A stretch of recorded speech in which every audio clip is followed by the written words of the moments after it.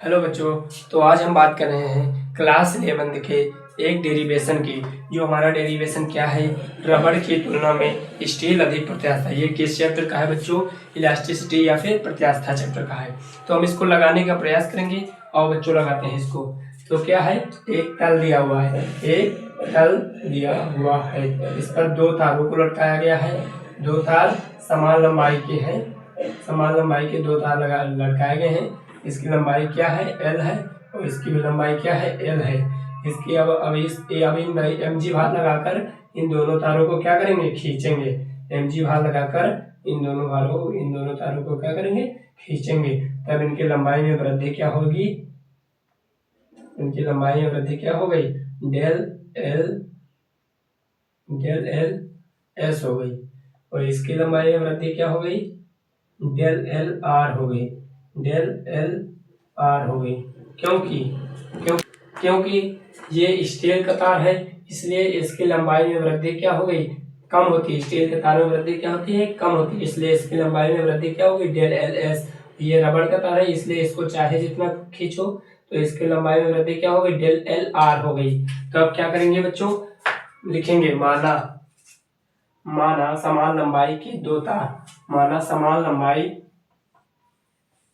L के दो तार, माना समान लंबाई के दो तार, समान लंबाई एल के दो तार हैं, दो तार हैं, जिन पर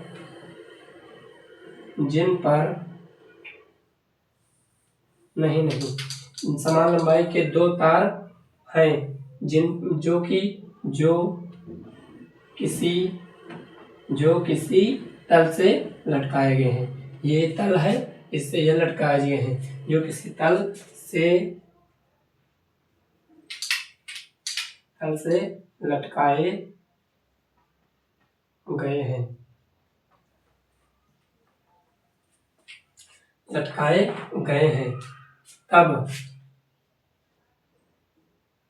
तब इन तारों को mg भार लगाकर खींचा गया है, mg भार लगाया गया है। तब इन तारों पे mg भार लगाने से इनकी लंबाइयों में वृद्धि क्या हो जाती है, डेल एल एस तथा डेल एल आर हो जाती है। डेल एल एस तथा डेल एल आर हो जाती है।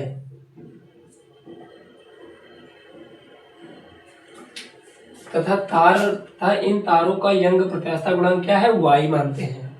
तथा इन तारों का यंग प्रत्यास्था गुणांक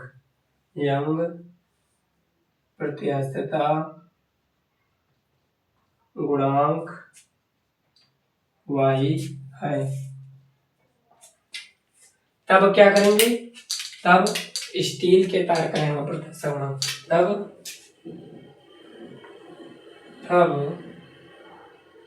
स्टील के तार का यंग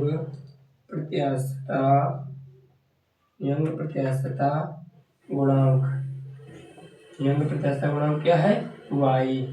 यंग प्रत्यास्थता गुणांक निकालेंगे तो y बराबर क्या हो जाएगा, जो कि स्टील का तार है इसलिए ys मानेंगे। ys मार्कर है नहीं चल रहा है, ys बराबर क्या होगा,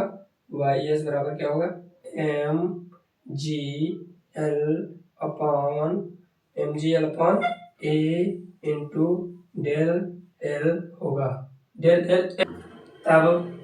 तब क्या होगा, यंग प्रत्यास्था गुणांक बराबर, ये फार्मूला होता है mgl upon a into delta L होता है। या फिर हम इसको क्या कह सकते हैं, प्रतिबल गुणे विकृति।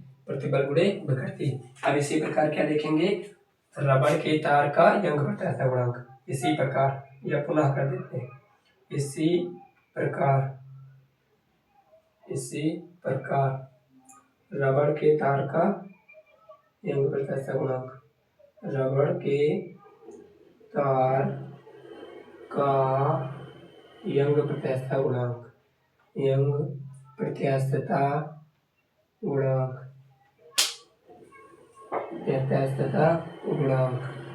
क्या होगा?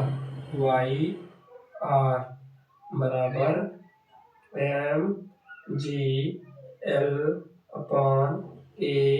चूंकि क्षेत्रफल इन दोनों का क्या है? समान है।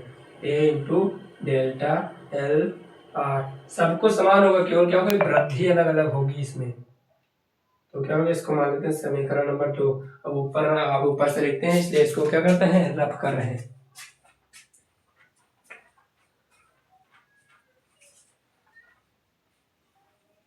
क्या करेंगे?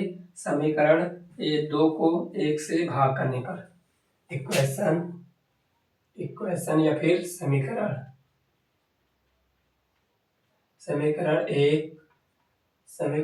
1 को समीकरण 2 को 1 से भाग करने पर 2 को 1 से भाग करने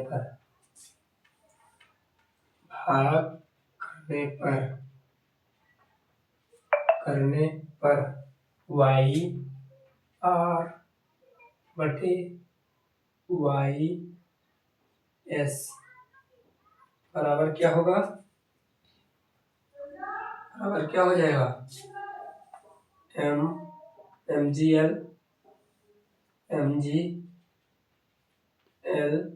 अपॉन, इसको या भाई ना लिखो, mgl अपॉन क्या हो जाएगा? a into del L R हो जाएगा।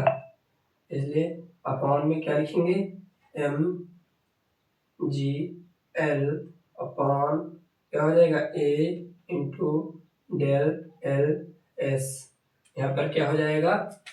वाई आर अपॉन, ये हमेशा बराबर का चिन्ह बड़े वाले चिन्ह के सामने लगता है, तो क्या हो जाएगा? Y are.